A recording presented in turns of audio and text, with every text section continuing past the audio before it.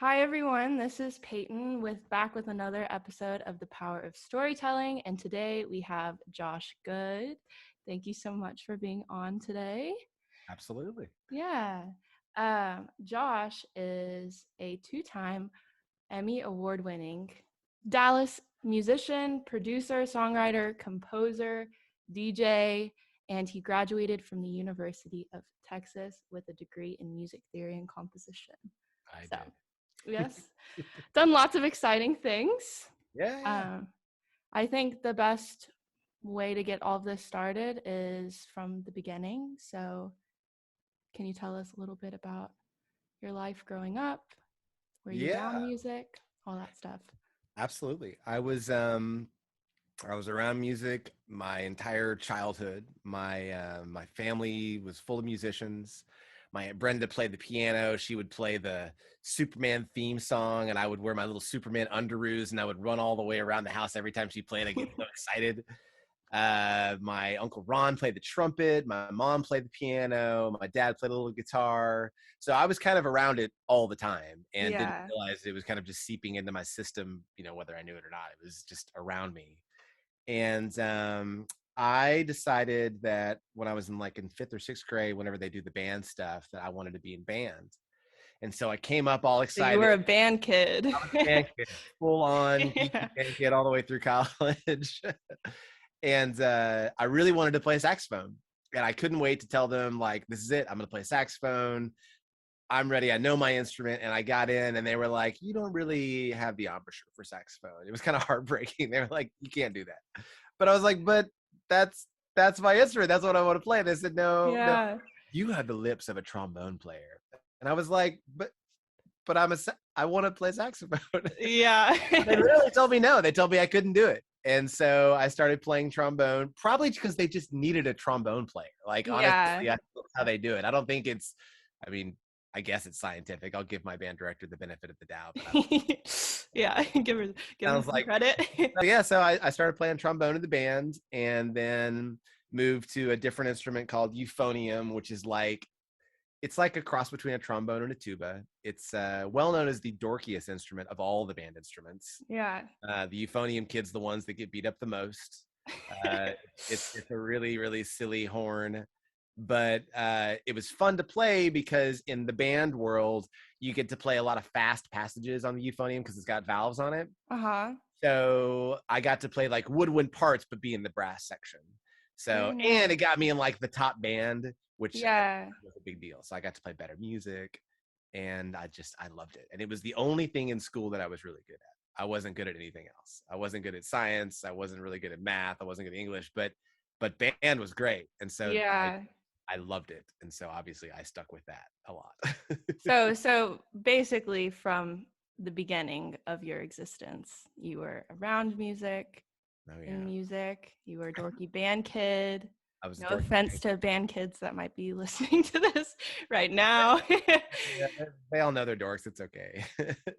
So when did you like make the transition from band kid to songwriter, producer, all that stuff?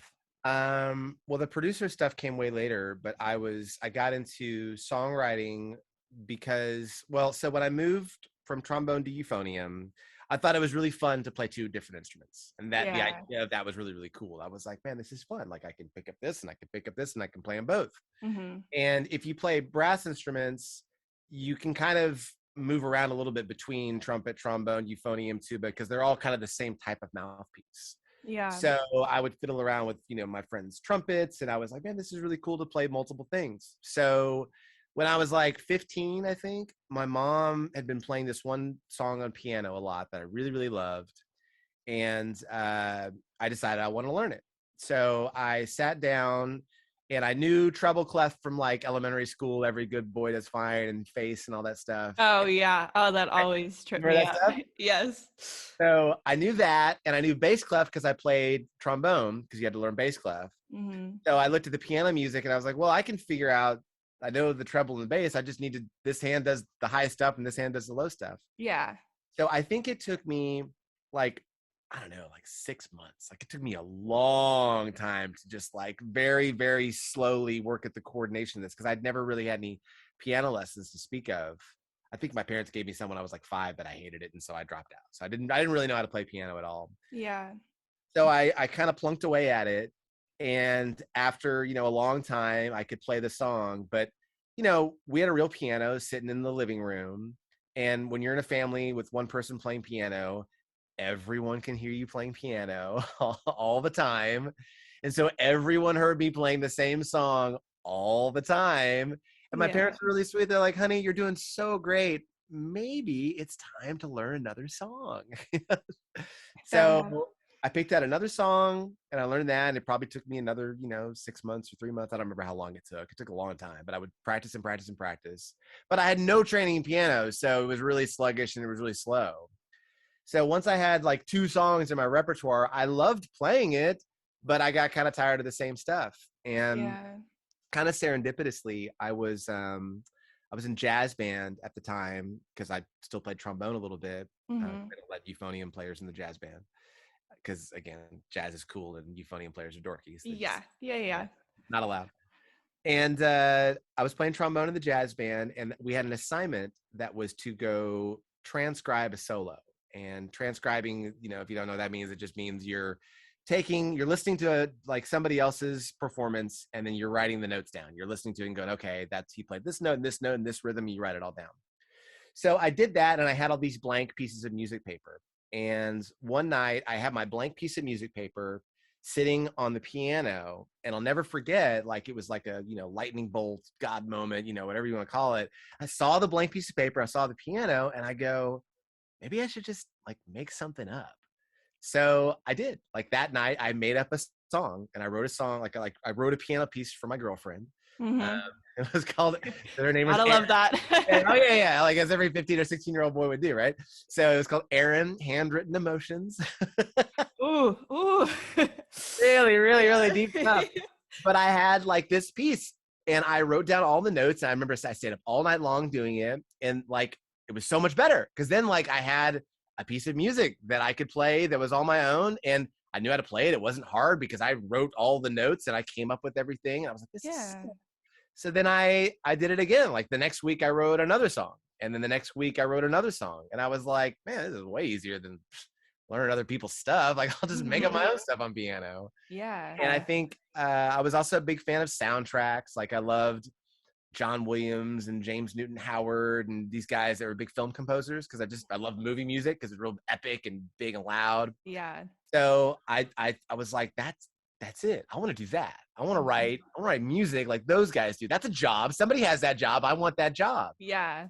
So I didn't even think about songwriting yet. I just wanted to get into, writing music and doing that. So I really chose UT just because they had a cool band program because it was in Austin that wasn't far away from home. And of Mm-hmm. course, because my girlfriend was going there. So Yeah. that's literally those were my like, the decisions. And I got in, which is important too. But so yeah, so then, I went to UT and Did joined you the band there. did you did you know, like, okay, I'm going to college. I'm going to college for music, or were you wishy-washy about, you know, should I go to college for music as my major or should I do something else? Or were you like dead set on? I was never once wishy-washy on it ever. And which I learned later is really weird because most people, well, if they're doing music, a lot of people will drop out, but most people also in college, it's really normal to like, have a backup plan or, be a psychology major or be a business major, but Yeah. I was really fortunate to have parents that didn't, I mean, they said have a plan B, but they didn't say your plan B has to be this. They just said, yeah, have a backup. But if you're going to do music, sure, go study music and go do that. And I loved it. I never changed my major. It was Yeah. always music theory and composition. The only thing I didn't like about it is that I couldn't write the music that I wanted to write. Because when I got to UT, and I have total respect for the university, it was an amazing experience. But I got there and I thought I would get to work on like movie score stuff and commercial music.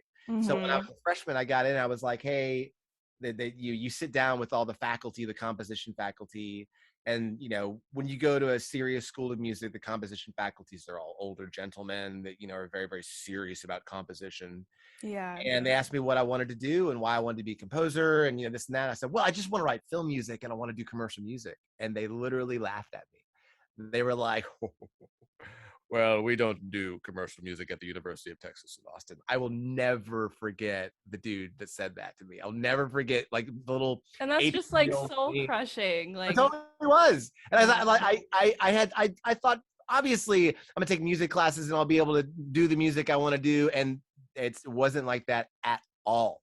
They said, you need to work on the type of music that we're working on. And they wanted me to do 20th century tone row compositions, like expanding the bounds of tonality. And I was like, okay, I guess I'll do that. Yeah. So I didn't think about dropping out because my parents were paying for college and I didn't want to let them down. So I was Yeah. like, well, I'll get my degree. I'll go ahead and do it. And I love the school. Like, I mean, Austin's amazing. You just move there. Like it's Yeah. and coming from Dallas, what it's like being to Austin, like it's Mhm. such a great town. And like, it's just youthful and fun. And there's amazing music everywhere. And so I was like, well, I Yeah. love it here. So I don't really want to drop out of school. Yeah. And like from a school perspective, I loved taking music classes. I loved all the music theory and I loved all the ear training I got because I was really good at it. So I didn't have perfect pitch like a few of the kids, but I was definitely a lot better at it than like a lot of the other kids that were like just banging their heads against the wall with the ear training stuff. I was like, oh, Yeah. the minor third. I get it. So I was having Mhm. fun learning, but I just on the composition side, I scraped the bottom of like the barrel of my effort for that. Like I barely gave it anything. I would procrastinate every single thing I had to do. So like I would have, you have a jury in college or at least UT where in the composition world, you show up at the end of your semester and you show your piece of music that you've written. And ideally, you also would have that piece of music performed too, okay, and some recording of that performance. And I would just make mock-ups of my compositions and give them to them instead of getting them performed. And I would show up to my composition lesson every single time with like 4 bars of music written, like nothing. And then I would write like, if I'd have 9 minutes worth of music written, I would write 8 minutes of music like the week before. And I'd be like, oh, here it is. Oh man. So you were scraping by. I scraped by the entire time. I mean, I learned a lot, but Yeah. I didn't learn. I learned a lot about theory and ear training. I didn't learn anything about songwriting, and I didn't learn Yeah. anything about like popular music or modern music at all. Well, I think that was going to be my next question was did going to school teach you a lot about what you're doing now? And I guess in some ways, yes, because you have the music theory, which I feel like a lot of people in the music industry don't Ironically, yeah, have, yeah, which is interesting. So you have that sort of edge, which, UT yeah, gave you, but yeah. No, it's really weird because when people ask me about it, am I glad I had the music education? Like to your point, I am glad yeah, that I got that schooling. Could I have learned music theory and ear training somewhere else? Yeah, totally. I don't think I would have. I don't think I would have tried to. So I would have been yeah, probably like everybody else, just sort of figuring stuff out. But in the pop world, that's kind of part of my niche is that I've got people that come to me because they can say, I want a vibe like this. Can you do that? And I can look at it and hear the math. I can go, oh, that's a 2 5 6, and that's a this and that. And that's an E flat. So I'll just write another one in D flat with flip this chord for the 4 for the 2, and I can just do that and bust it back out. And they're like, oh my god, how do you do that? And I'm like, yeah, that's where the theory helps a lot. The ear yeah, training. yeah. It gives you sort of an edge, and I Yeah. think people that aren't in the music industry that are trying to get into the music industry, it's very secretive, and people are hush hush about what to do. Like there's no rule book for if you want to if you want to be a producer, do this, this, and this, and you'll be a producer.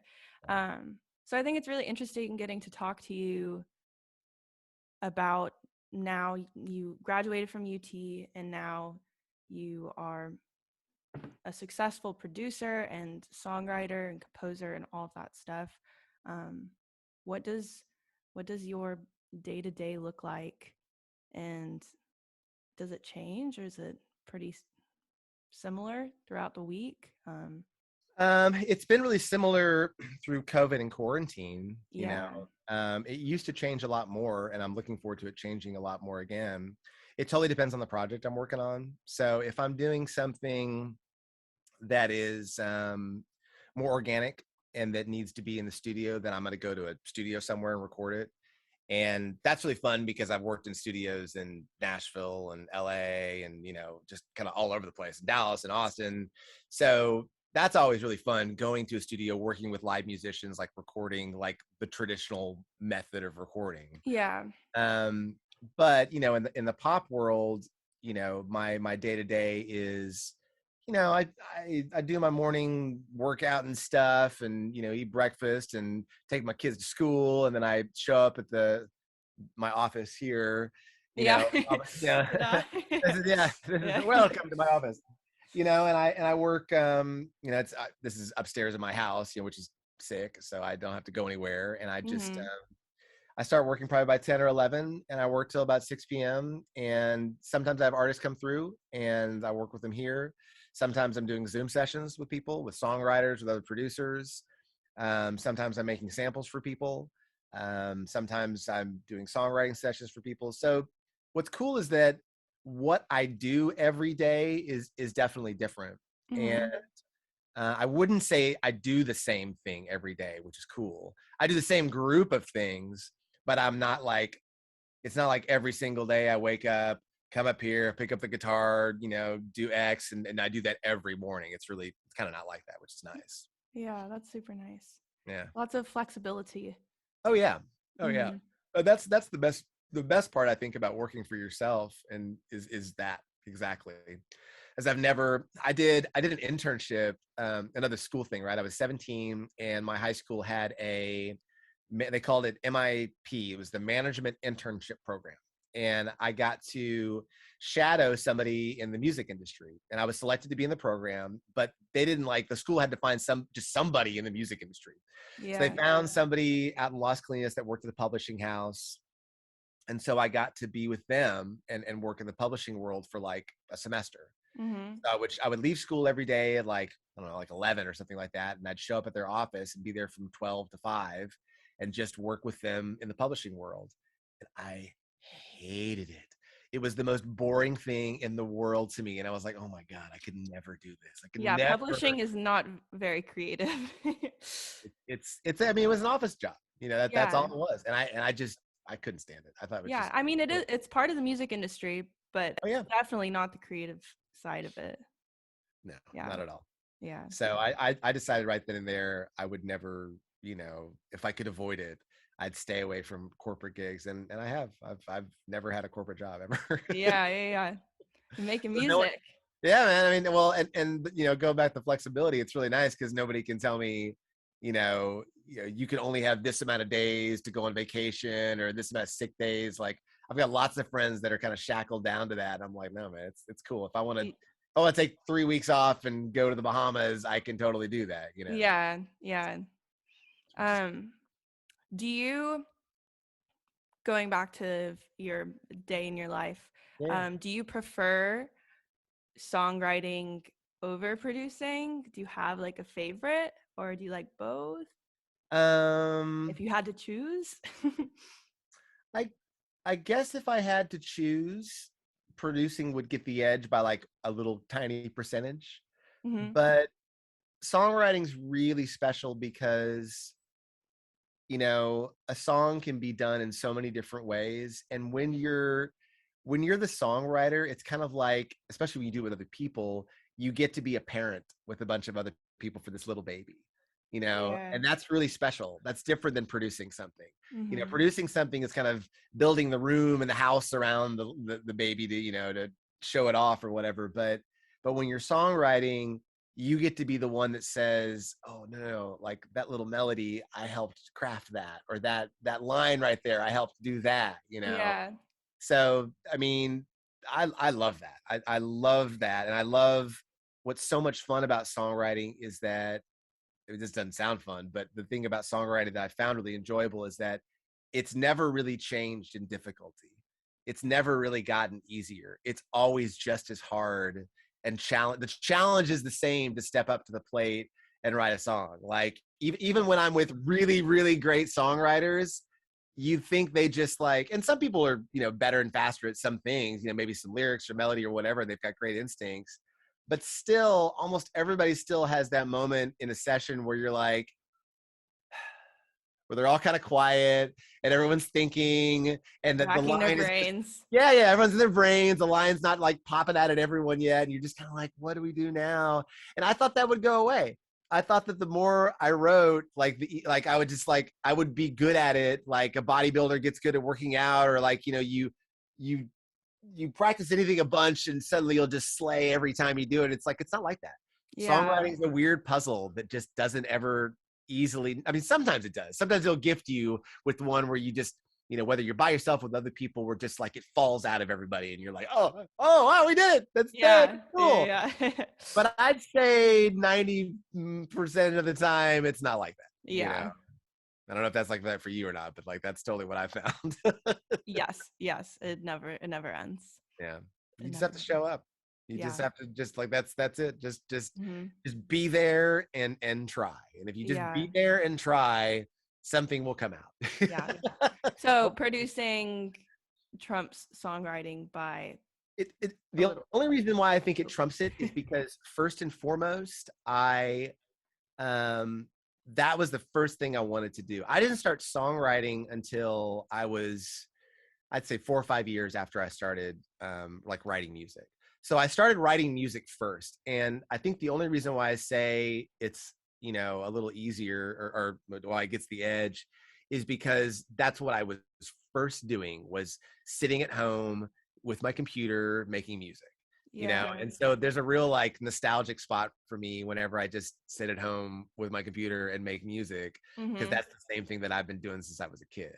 Yeah. So it's really, really fun to still kind of go back and do that. And in a way, I mean, it's still really hard. I don't think that doesn't get much easier either. But in a way, you know, it's got complications that were, with songwriting, you've got to work with lyrics and meaning. With production, it's more you're dealing with sounds, and sometimes sounds, I guess, are a little easier for me to kind of figure out. You know, lyrics could be a little more challenging. Yeah. A lot of people say that, but Yeah. that's also the fun of songwriting, is when you finally crack that lyrical code. You're like, ah, that's it, that's the line, you know. Yeah. Yeah. Oh, yeah. So, but I love them both.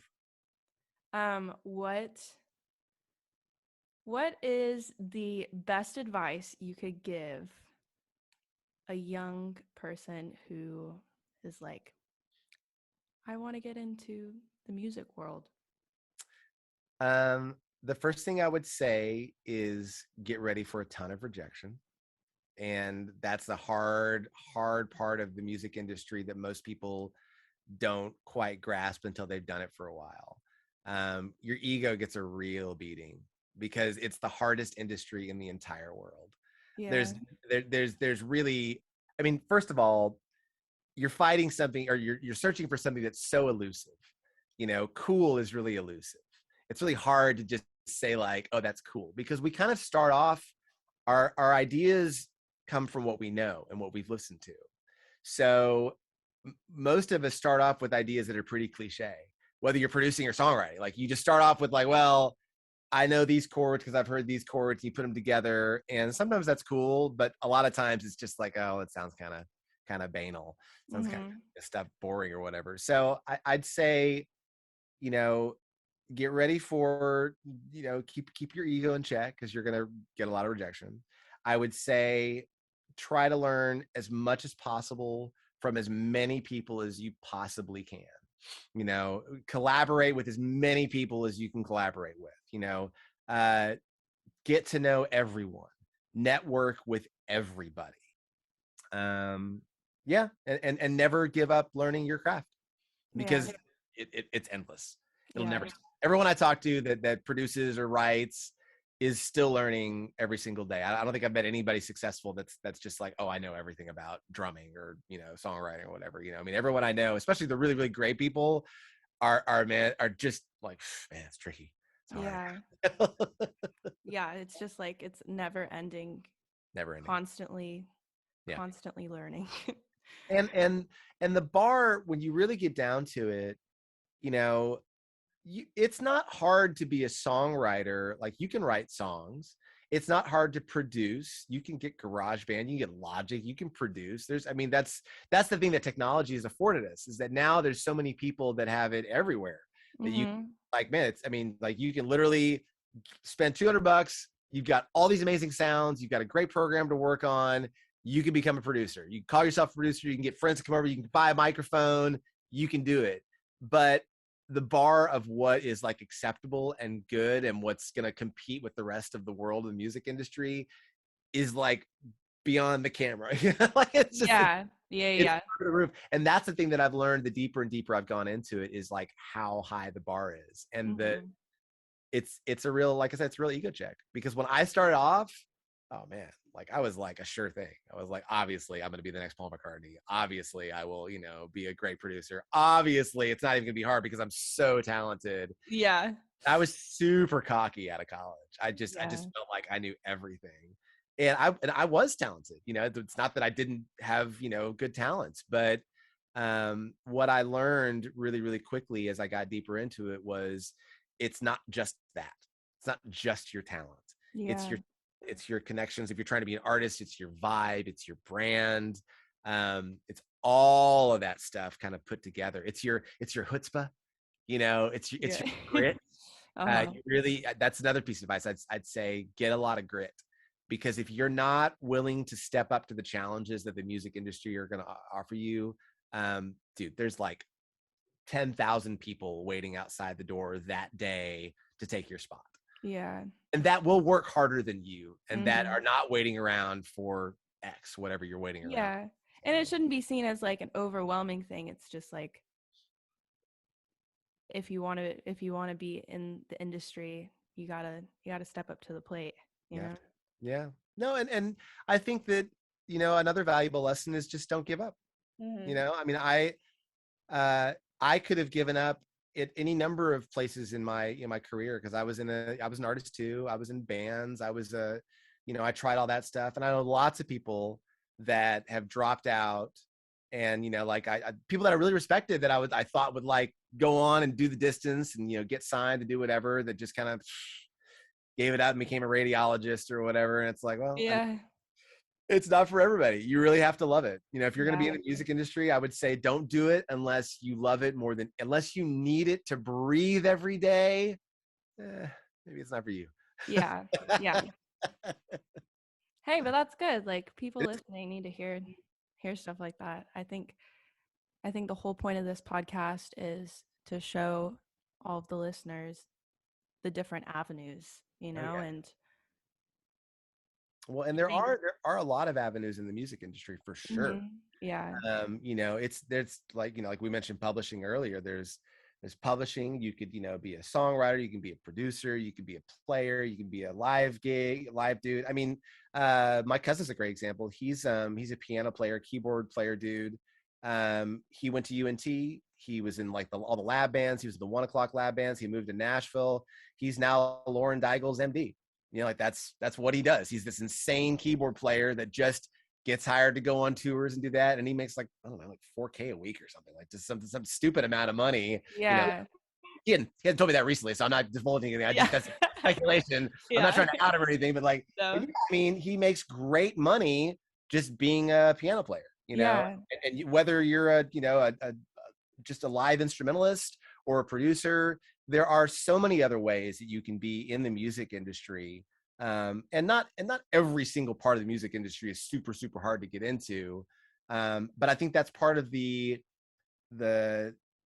the trick of it is that it's actually pretty easy to get in the music industry because lots of people are doing music. It's just hard to get to that like super top level of the music industry. Yeah. Yeah. So that I guess that's the really the big challenge, you know. Yeah.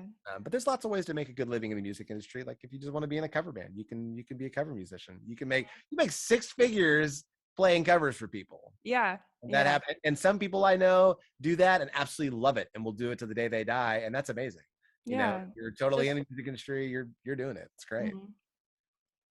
mhm. So I guess my final question for you is, what is your best piece of advice in general, not just towards music, but just in general in life?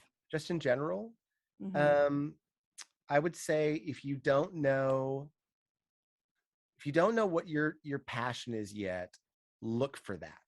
Try to find that thing that you love. I read a great book called The Element by a guy named, I think it's Ken Everson. I think that's his name, Sir Ken Everson. And it's about when your passion and your talents kind of come together. That's when you're in your element. And it's really important, I think, for just general happiness in life to find the thing that you love and pursue that. Because even if it's not music, you know, whatever it is, you will be so much happier in life doing something that you enjoy. Don't waste your time doing something that you can't stand.